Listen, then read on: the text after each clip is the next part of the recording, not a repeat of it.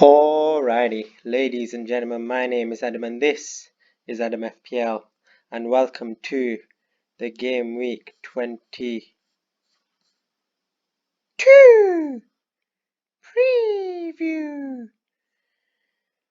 And we're as low as rank as we can possibly get at the moment, 1.744 million. And if I get a red arrow this week, I'll probably be around the 2 million mark.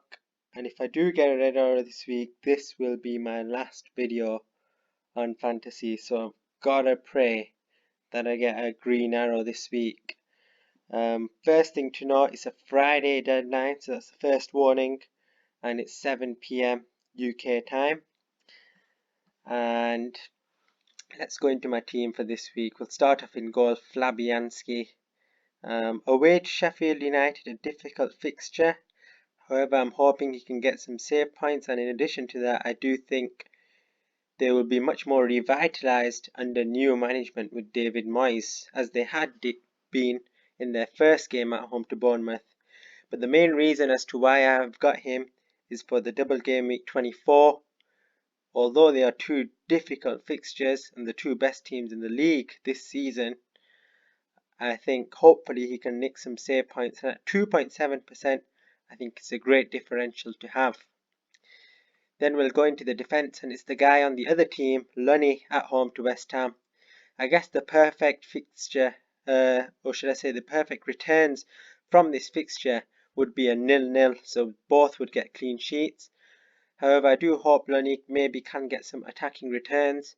Sheffield United strong as ever defensively, as we know.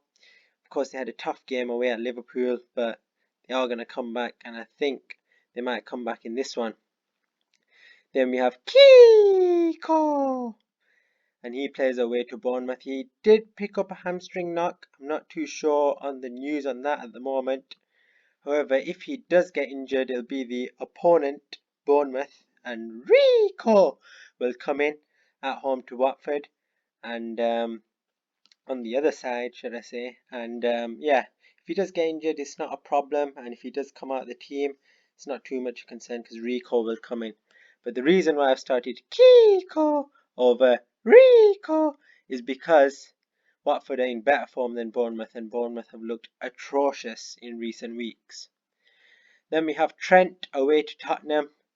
The reason why I don't think this is a bad fixture, well, first of all, Mourinho has been struggling and the wheels on the bus have already been falling off a little bit. And second, the last time they went away to a top team, which was Leicester, a couple of weeks ago, he came back with 24 points. So if he can get anything close to that, I would be absolutely delighted.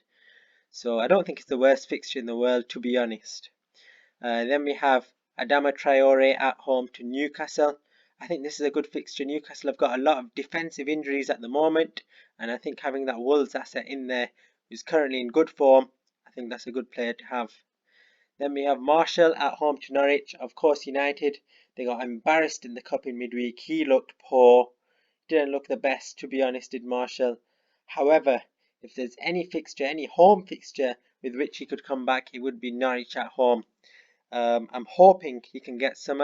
I think he will be out the door soon. That's my plans anyways, to get him out soon.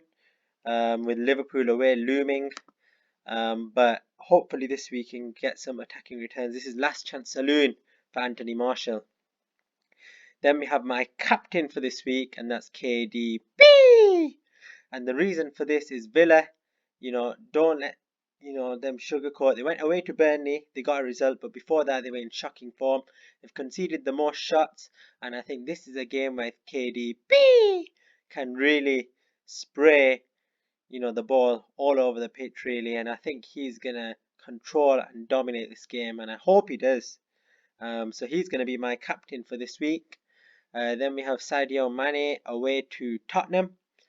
A difficult fixture, but Spurs defensively haven't been the best, so I do think Sadio Mane could nick something, and he's been in fantastic form. Always finds a way to nick a goal or an assist or something, and I'm happy to have him this week. Then we have Danny Ings away to Leicester.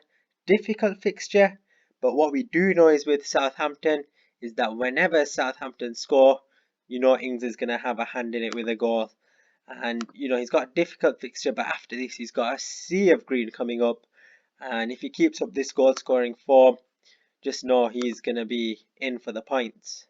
Then we have Jamie Vardy. The reason why I haven't captained him now, normally I go for the safe captain choice, but at this point in the season, at this rank in the season, I've been absolutely awful and I can't afford to go for the safe captain anymore. I've got to go for the captain or for a differential captain. The KDB, not as much a differential captain. However, he won't be captained as much as Vardy. So if he does get returns and Vardy doesn't get as many or doesn't match him, then it could see a good green rank for me. Also, Vardy hasn't played, didn't play last week and the week before. He did play tonight on the night of me recording this against Aston Villa. He didn't look too great, he looked okay at best. Didn't get any goals or nothing. So I don't think on his returning game, I'm hoping he doesn't do as much as KDB does. And then last but not least, we have Harry Kane. We'll get into him. He's going to be the one being transferred out this week. And we'll get into possible transfer replacements and who I'm thinking. He's going to be out for 4 to 6 weeks with a hamstring injury. And then on the bench, we have Dendoncker to fill in if needs be. Rico to fill in if needs be. And then Don Kelly, who will be on the bench at home to Arsenal. Now let's go into potential Harry Kane replacements, and we'll start off. If I go to my watch list here. Okay. First one is Rashford, and I'll tell you why I'm not going to go with Rashford. I don't like Rashford. That's the first thing, as a lot of people know.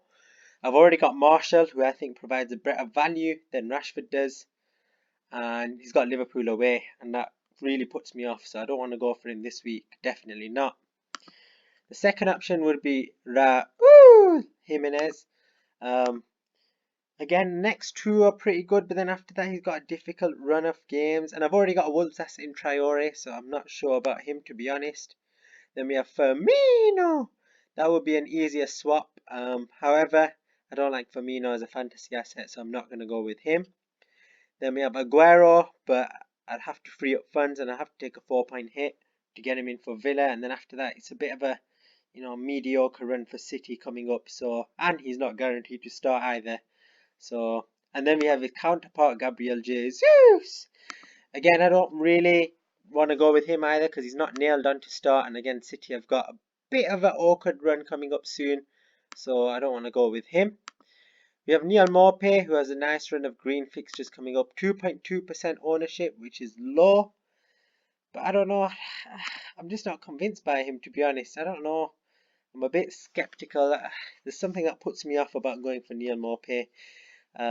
However, the other player that I do want to go with is Dominic Calvert-Lewin. He has Brighton at home, West Ham away, Newcastle at home, Watford away, and Palace at home.